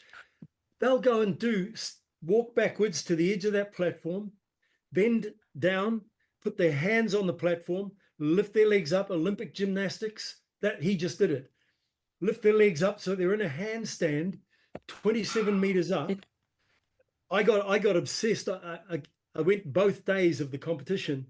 Wow. And it was really windy on the second day. So these guys, they'd get up in a handstand, and then one of them in particular, it was just these gusts would come and you'd see him wobbling 27 meters up, and he'd come down, walk back along the platform, come back, get back up into the handstand 3 times, and then finally launch himself off. They're the most amazing athletes. They're That is fearless. awesome. That is totally awesome. Yeah, I would say there's a personal thing that you just said that is a real nightmare. I don't want to lose any toenails. I could never Yeah, get let's not past the talk about fear. that anymore. I could never Yeah. get past the fear of doing that. But tell me, Bruce, are there still available donations? Is the donation Yes. portal still Yeah. open? Yeah. Oh, good, good. I must admit, when I knew I was going to be coming in, having a chat with you, I sort of thought, wait on, man, this is a little bit weird, because as we've spoken of, there are so many people in need in Yeah. your hood. It almost feels a little bit, wait on, don't you go asking for people to donate money to something on the other side of the world when there are people in your hood that need the assistance. But that's okay. We have a worldwide audience here. Okay. We have Well, hundreds of thousands of people all around the world who would have, they'll be like, "Oh, this is great. A chance to donate." Tell us about the charity who's the beneficiary for this. so grandparents raising grandchildren to donate. That's right. To donate, there's a website. It's just grg.nz/donate. Grandparents raising grandkids. Yeah, so .nz. grg. grg.nz. Yeah, there it is there. Wow. Do you know what? And That is amazing they because do- the parents can't do it, and the parents are incapacitated because of their addictions or other ailments and other problems. And these grandparents actually step up to the Yeah. plate to raise these young ones. That's A amazing. lot of them are single. A lot of them are the grandmothers Wow. whose husband has died or whatever. Yeah. I met one woman. She's a great grandmother. She's raising a great grandchild. And it's not Wow. all, they're not all, it's not all drug addictions and things like that, but the vast majority are. So what grandparents raising grandchildren does, they've just started doing some holiday camps. But it's quite expensive. It's like $1,000 a child for a 4-day holiday camp up in an established camp area in a forest out of Auckland here. There's a really amazing place called Camp Adair in the Hunua Ranges. So they'll take 40 children and give them a camping experience, which they've never had. They're in bunks and things but they're getting to go out into the bush and do activities. And a lot of these kids will never, ever have had that sort of experience. And so they'll do some of that stuff. They're just starting to get onto some of that kind of thing. But the main thing they do, because they're a very lean operation, they don't, it's not like a big one of these massive charities. They run on the smell of an oily rag. The main thing they do is they lobby on behalf of they've got about 9 or 10,000 grandparents that they are lobbying on behalf of to the government organizations, the government agencies, who will turn them down for funding, who will say, no, Oh, your family, you don't qualify for assistance for school uniform, for school fees, or for whatever. So, and these people are usually so they're not, they don't stand up for themselves. So they'll back off when they get turned down and they won't apply again. So grandparents raising grandchildren, if they get a hold of grandparents raising grandchildren will go in on their behalf.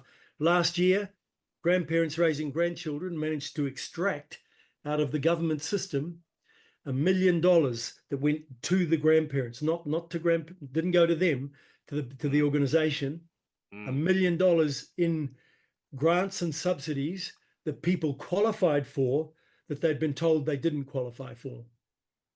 So wow. So they do advocacy as well for these yeah, grandparents. advocacy is that's their main thing. Fantastic. That's great. That's really great. I love this charity.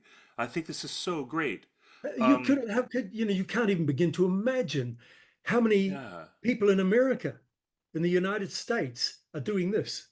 How many grandparents there are raising their grandchildren when you see some of the issues that people, with the opioids and Yep. with the addictions that are going on. Precisely. Even in my family, my dad is really, really busy raising his grandchildren because of those problems, exactly as you described. I have My a dad, sister. I he have a should be sister who's retired. raising a Yeah, grandchild. yeah, exactly. We know these people in our daily lives. And I think my dad should be enjoying his retirement and relaxing, but no, he's raising the grandkids. He really Wow. is. How Um, many children? uh, 3 or 4, I think. I've lost count Wow. because when my dad remarried, suddenly he had a whole lot of new grandkids to raise. Right. And you are this is such a great charity that you're doing this for, and I personally appreciate you bringing visibility to this and doing this. I'm amazed Yeah. at you. And I've always been amazed at you, Bruce. But this is so badass. This is a very it has deserving charity. it's been really cool over the years. There's another. I also volunteer. It used to be quite almost weekly for about 11 years now. Now I just do sort of events and the one-off gigs with them. There's an organization, Mercy Hospice. So people Yes. who are essentially on palliative care, they're dying. I'll take them into care programs, go and drive them, pick them up, take them into a care program, drive them home. That's if anyone out there is looking for some kind of outlet to be able to reach out and help others. Honestly, working with people who are dying, these people know they're dying. And so you get to sit, I'm a raver, I'm going blah, blah, blah, blah, blah. My Yeah. job when I'm driving someone is not to talk. If they want to talk, we talk. But Mm. otherwise, I'm just serving them. And Yes. it's such a wonderful, it's such a wonderful perspective on life, to just be with this person. And then in 2 weeks' time, maybe you've taken them into a weekly event, a support program, and then in 2 weeks' time, you get an email from the hospice saying, "Oh, just to let you know, so and so passed away." And Oh, you go, "Oh wow, yeah, yep, that's right. yeah. I was with them last week." You, And I like it that, as you alluded to, grandparents raising grandchildren, a little bit like the hospice scenario, the palliative care organizations, they fly under the radar. You know, Hmm. when celebrities often do charity fundraising TV shows or whatever, they'll often be raising funds for the big big agencies who already have really big profiles. True. True that. that was one of the True that. tough things about the fires in LA. Bringing those back into the conversation is in the Altadena fire, where hundreds and hundreds of homes burned. That area of LA is where a lot of retirement homes and palliative care facilities are. And Mm. on the local news, there were tons of coverage of just very old people, some that are still hooked up to tubes that were crossing the street holding their tube, their walkers and their tubes attached to their arm while the fires are raging behind them, because everyone had to exit these beautiful retirement communities that are nestled in the hills. And what a great outdoorsy type area. But the fires came, and so many people, luckily, a lot of those places evacuated early, were given a lot of support by firemen and ambulances and busing companies to help get get the old people out, because it was just like, what do you do? It's like, and there were stories of old people going through Alzheimer's, like totally confused about what's going on and stuff like that. But yeah, it's been in the news over the fire. So this is incredible that you support these charities. But talk about also giving back to the fans. A bunch of nerds, including me here, want to know, what's the secret to fitness? Is it swimming every day? Like, you're looking good and you're doing backflips at 68. Yeah, I think swimming is a big one, especially swimming all year round. Like I swim in winter, so I don't wear a wetsuit, and I used to wear a wetsuit headpiece just to keep my head warm. But last winter I thought, no, don't start out with the headpiece, because when you go for a swim and you take the headpiece off, you feel the heat inside there, and it's like, whoa. And if I put my head underwater after that, it's like, whoa. But if you go for the swim and start out without the headpiece, it's much easier. My mother started, she wasn't a swimmer, but when she was still alive and she was living way up north of New Zealand, she was about 65 when she started going down. She didn't live far away from the ocean, in a little tiny village way up north. And so she would swim every day of the year. Yeah, she was known as a bit of a legend in the little village, And my father, the classic bloody hard ass cray fisherman, commercial fisherman, he said, yeah, you can tell when, he'd always call her Nanny. You can tell when Nanny's going for her swims. All the sharks are getting out of the harbour. They're all swimming out. But so every time I would go up and visit Mum and Dad, I thought, whoa, hold on, I'm not going to let my mum just go down by herself for a swim. And so I would go down and hop in the water, and I would do a bit of a swim. At that stage, I used to swim in swimming pools, not like every day or anything, but just I used to play water polo and all of that, surf life saving and things. And then when I came and started living in this flat where where Cliff has seen where I live, it's 2 minutes walk to these little beaches around the inner city Gorgeous. harbour. It's a in the gorgeous city. place. Yeah. So I thought, and my landlord, he swims it all year round. So I was like, far out. Come on, no more swimming pools. Get down into the ocean. That's so great. And that cold water, there's lots of information and there's been lots of science done around it too, but those, cold water therapy and all of that. So I get that naturally through the swimming in the winter. I don't do cold water therapy outside of winter. Like I don't have a hop in a cold tub or anything, but I get probably 8 months of the year when the water's getting pretty cold, and then in the middle of winter it's bloody freezing. Color me impressed. Man, that is so great. Well, we know you got so much going on, and we really appreciate you jumping in. But one quick final question before we let you get on your beautiful day.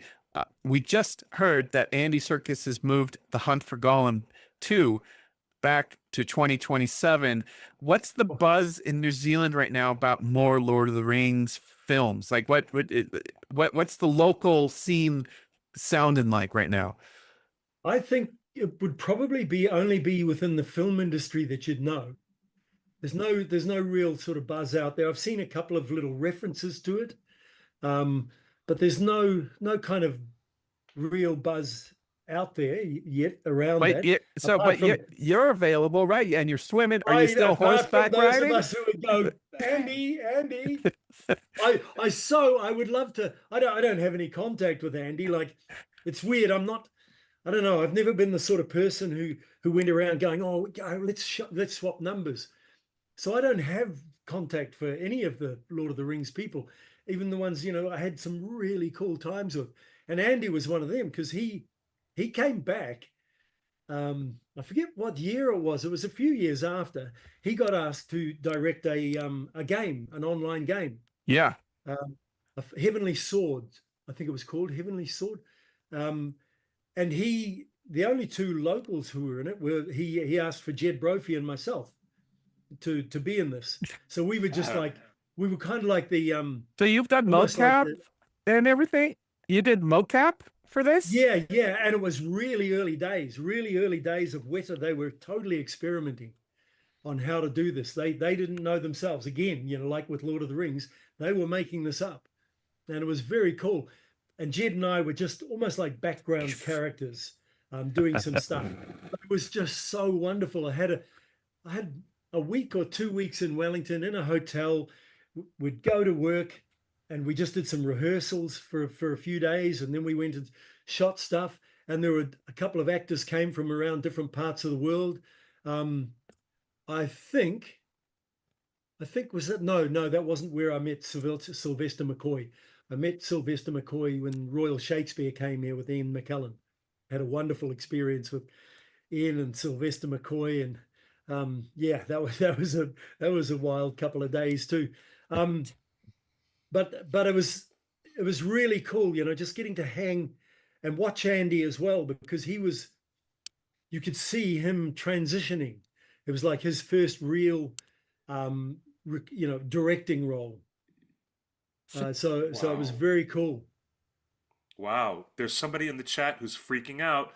Didn't know that Andy directed Heavenly Sword and that you're in it too. That is so super cool. You're so full of surprises. Bruce, man, this is so cool. I have to say, we need to have you here.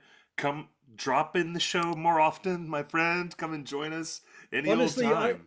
I truly I would love to, and I need a kick in the backside every now and then to remind me to. But Hmm. someone asked me the other day, oh, it was on when I was doing the jump, doing the somersaults off the there's a really cool guy, Scott Rice.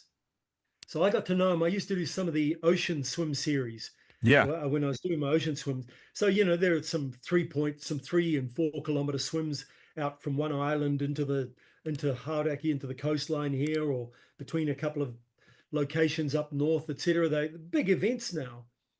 And so this guy, Scott Rice, he created that. And then he's moved on. He sold that, and he's an events guy. And he created the World Manu Challenge, champs. And so a manu is the Maori name again. It's manu is a bird, Hmm. but a manu, when you do a manu in terms of jumping off a wharf, that's a bomb, what we call a bomb. So you're landing in the water to create as much splash, the highest splash you can, Ah. and so that's where I did that at the World Finals. That's where I was doing my last somersault. I did the 68 the day before off the tower, and then in the big finals they got me to come along and do my last one. But there's a guy, a local student, a science dude, who has created some kind of IT whereby he can be underwater. He can have this thing underwater, and they can measure the impact that these people are making in the water, the displacement that they're creating underwater. So that becomes part of the scoring system for these manus to see who gets the best manu. The kids in our local pool would do the cannonball until Yes. the cannonball to create the biggest splash, right up until the lifeguard yelled at them and told them to cut it out. We were always, what you'd call earning the ire and the aggravation of the the local lifeguard, because all us kids were doing cannonballs and things we shouldn't have been doing to create. And I didn't realize we were creating the biggest manu. I didn't know that. Have you got a couple of ticks still? Because I will go into my library of photos, and I shall have a quick look and see if I can find. I recorded some manu, some wicked manu on what's called Waitangi Day. Oh, cool. So Yeah, Waitangi Day. Yeah. Waitangi Day, yeah, is an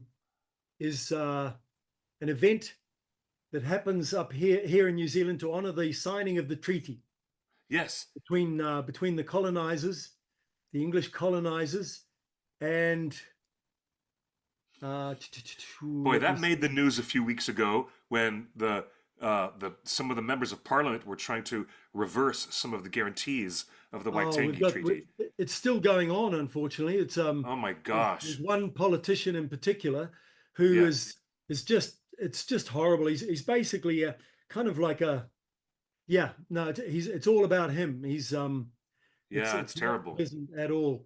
Oh bugger, I'm not sure if I can find where I put those vids. I might be mucking you around here. I usually have everything labeled, and those ones. Well, I still want to write up an article, and we'll share the videos if you find them over the next day or two. Go ahead and send them over to me, and I'll include them in the post on the website, because Yeah. Okay. these feats of athleticism are incredible. Yeah, I fully agree. I'm just so blown away. I hope that I can be as healthy and fit as you are when I'm that age. And I'm not far behind you, buddy. Not far behind at all. I gotta really get more active. I need to shed a couple of pounds, and Lord knows I could learn some things and some techniques from you. You healthy bastard. You healthy bastard. Look at you doing Well, so great. what I can tell that you have a magic portrait up in your attic, and it's absorbing your age, just like Dorian Gray. yeah, Don't you? you found Don't my lie. secret.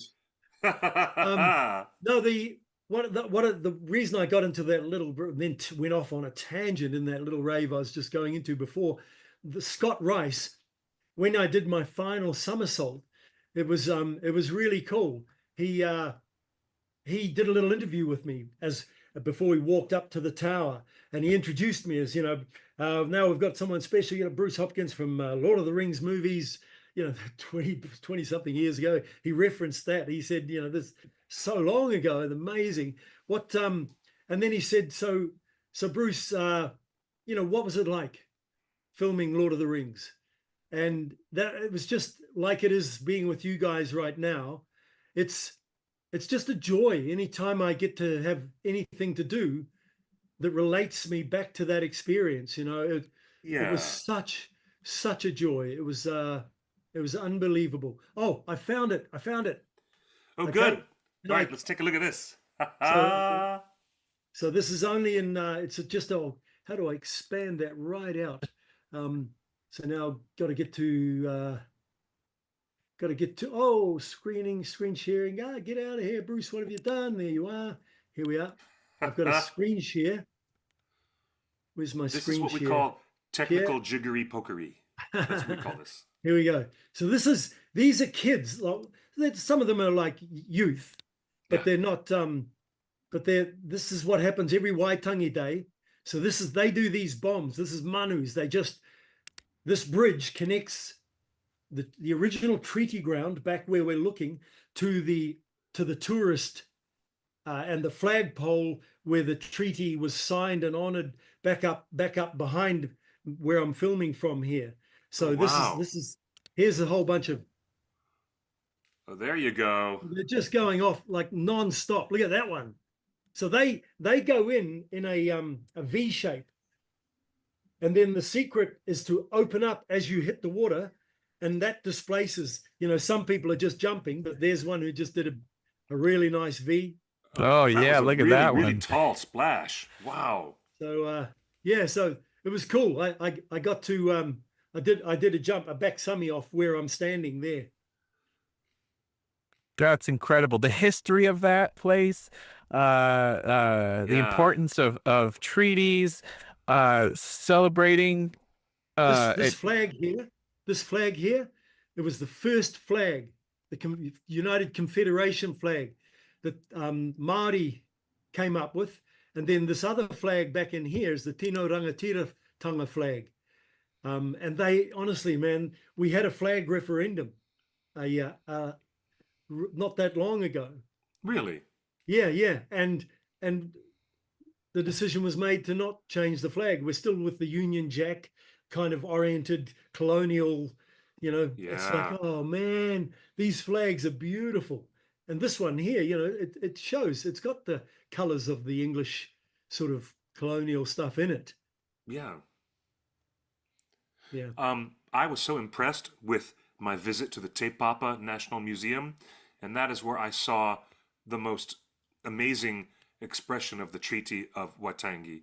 It's huge.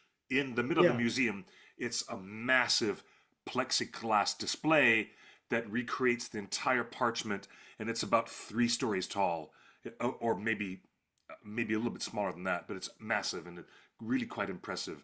You want to see And another video? Yeah, let's yeah, do let's it. see this. Okay. Yeah, that is the vid. This is so all these waka, the canoes. This is how Maori discovered New Zealand, paddling double hull waka back in the day with sails. And so they on Waitangi Day, it's the biggest gathering of waka that you'll see in New Zealand. Oh, And these are all wow. young people. So they've finished doing the big paddle around the harbour here, and then they all gather and they do haka, they do these chants, and it's God, I love Maori culture so much. I love those people. I love Sala Baker so much. But Sala would be pissed off because he would say, "I'm not Maori. I'm Samoan." Sala Baker, my dear friend who crashed on this couch and stayed as a roommate part time, he would yes. actually be the first person in the room to say, "Mad respect, brother, but I'm a Samoan." That's So exactly there's what he the would two. say. These are the two flags I was talking about. Oh That yeah, one there. This one here is the Tino Rangatiratanga one, which I love. It's yeah, got the I love beautiful. that. It's got the curling shape here of the fern frond. Like Yes. the fern frond is new life. It's all about new life and regeneration and yeah. That Incredible. This is incredible. Hey, before we close the show super here, I cool. need to ask you about this big news of speaking about waka and canoes. What is this big news? Uh about a carved canoe may be the most significant discovery of its kind in New Zealand? Yeah, you I've know what? just Daniel Falconer posted something about the archaeological dig where they found this ancient canoe. Have you heard about yes. that, Bruce? Yeah, I just read about a very short thing about it today. Yeah, there's there's a lot of stuff here. Um, the we were sort of the subduction, the Mm, land masses, et cetera, et cetera. So the plate tectonics and everything. So all these volcanoes erupted and formed this country. Then over the years, as because we're quite a subtropical almost weather climate and have a lot of water, a lot of dampness, volcanoes happening, ash falling. So we have a lot of wetlands, and in the wetlands, there's a big area up north, way up north, where they find all these kauri trees, the gum from the kauri trees, and big logs, massive logs from these gigantic kauri trees in the peat, in the bog, Yeah. in the oh, bog. and that Yeah, preserves the wood before it it deteriorates over preserves. time. Yes, yeah. Yeah. So that's what I'm pretty sure. That's what this will be the scenario with this. It'll be these canoes, this waka, that has been preserved. Um, up until Wow. now, I don't know what they're thinking in terms of the carbon dating or anything, but we still hear that maybe around 1100 was the first migration from Polynesia from that direction, Yes. because there's a whole trajectory that comes from Asia as well, through Polynesia, I think, down to here and everything. So there's all these other connections. But so I think it's going to be very interesting to see when they carbon date this, to see when they say that it was in existence. That is super What does it cool. mean that this could be the oldest canoe ever found? Like, does it change does it change anything as far as what we understand of who settled New Zealand first? That will be interesting, Justin. Because you know the guy, as you alluded to before, Cliff. There's the dude who is causing a ruckus around the treaty and the principles of the treaty and how it was Yes. interpreted. Because when the treaty was written, it was written by the English, and then it was translated overnight by a father and son, Pākehā, English father and son, who I think they were English, either English or it wouldn't have been Scottish or anything, who had learned to speak Te Reo Māori. So it was translated overnight. So the translation, and it's always been acknowledged, the Māori translation of the treaty is different to the meaning of the English translation. Indeed. So Māori, the 500 chiefs throughout the country, when they took it all throughout the country over a number of months and got all these chiefs of different pockets of iwi, because Māori were not one people. They were all different tribes and lived very separately, very differently, made war against each other. They were not one cohesive, unified body of people, much like the North American Indians. They were all very different, and they would have battles and everything. Yeah. So they went around, got all the signatures from the people who said, "Yep, I'm the chief of this iwi," or whatever, all of that kind of thing. So that's what this guy, this parliamentarian, is doing. He's trying to create a division between going, no, the English, we need to redo the treaty. The understanding of the treaty has to be re-understood. We can't have this division. We have to have one understanding of it. And everyone's been kind of fine with it so far, really. But there are people around, Justin, who will go, "Oh yeah, but the Maori went here first. They weren't here first." And there's some evidence has been, brought forward over the years to show that maybe there were some other people who had come here, but they certainly didn't seem to have survived and thrived like Maori did. So, and Right. Māori, I don't think are being held responsible for killing them off or anything. So it'll be interesting to see. Could be a re-establishment of the foundation of humans on these islands. I don't know. So history is being rewritten this week, both good and bad, and attempt to rewrite history and being rewritten by new discoveries. This is incredible. It really is. Our entire understanding of things continues to evolve, and this is incredible. Well, it's coming up 7:00 here. We're going to wrap up the show. Bruce, feel free to stay on the line for a minute. We'll talk after the show. But Cliff, this has been a wonderful conversation. We had big news from Hunt for Gollum. We had big news from Rings of Power. Please, Andy, pick me. Yeah, Yes. and Gambling didn't die. Gambling didn't die. It'll still be around. I'll help hunt that bloody Gollum down. And you're great. physically fit as all get out. I mean, you're ready to jump on a horse, go for a swim, whatever is needed out of production. Absolutely. We should find out who the local casting is. I mean, was it Junie Lowry casting who did it 25 years ago? We should find out who those people are. We'll get you in there. Liz Mullane. Yes. Who she was a friend of mine. We used to do theater sports together and everything. Oh. She ended up marrying Gino. She ended up marrying Gino Acevedo? Her and Gino have children. Yeah. Oh my God. Gino has actually personally invited me to come and visit in New Zealand. He's I'm a gonna have to lovely follow person. up. He is such a lovely human being. Person. All right, let's get her done. Let's do this. I could see you now. Would you like to play a Hobbit or somebody else? Would you like to play a man of Arnor, the Northern Kingdom? We don't want to.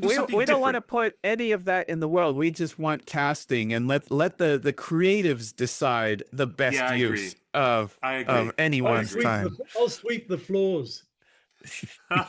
Stop. Bring wood and oil. Yeah. I'll, All right, I'll Cliff. fundraise to get the money to make it. How many somersaults do you want? That's perfect. That's I perfect. love that. All right, Bruce, Cliff, take us out. You're a blessing. It's such a great pleasure to have you with us. Bruce Hopkins, the inimitable Gamling from the Two Towers and the Return of the King. We'll have to talk another day about how you fought that Oliphant on the battlefield. We will talk another day about that, Bruce. Yes, just like that.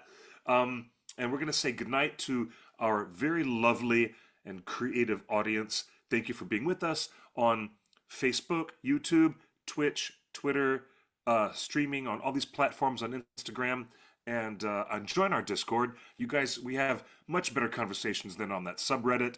Believe me, I'm never going there again. It's just great stuff. We welcome all of you fans from around the world. And we'll give you more information on our main page at theonering.net, so you can take a look at the somersaults diving that Bruce is doing, and how you can help with the charity fundraising for grandparents raising grandchildren, a very worthy cause. I'm so grateful, Bruce, for you bringing this to us and bringing this to our attention. I say, well done. Good on ya, mate. Good on ya, as they say down in New Zealand. Thank you so much. Hey, thank you so much. And as I said before, anything to do with the experience of being part of these movies, and this counts as that. Just this interaction, being able to interface here with you. Thank you for allowing me to continue the joy that was.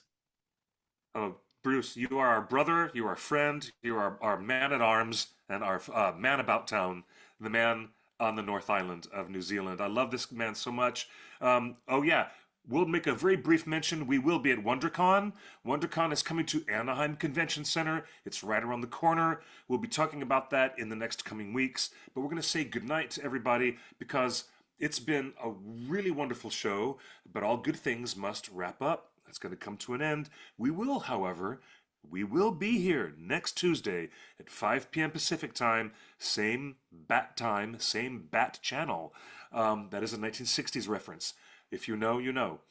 Justin, thank you for all the technical help and putting the show together and bringing our friends from across the great oceans of the world and another hemisphere away. Mr. Bruce Hopkins, who lives down there where the stars are strange, as Aragorn once said, because he traveled so far. That's right. You go down to New Zealand, and one of the weird things you notice is all the constellations are upside down, and it's a totally different thing. But it blows your mind when you're there. You're going to love it. Highly recommended. Go and visit New Zealand. It's the best place on Earth. It is Middle Earth for real. We'll be back here 5 p.m. Pacific time next Tuesday for all the news that's fit to print and everything concerning the worlds and the works of J.R.R. Tolkien. Thank you for joining us at theonering.net. Follow me online at QuickBeam2000 on Blue Sky and Instagram. And you can follow us, theonering.net. That is, the One Ring Net, take out the dot. And that's how you find us on socials. So good night, everybody, and good luck. Or as I really like to say every time, buenos noches y buena suerte. Bye-bye, everybody.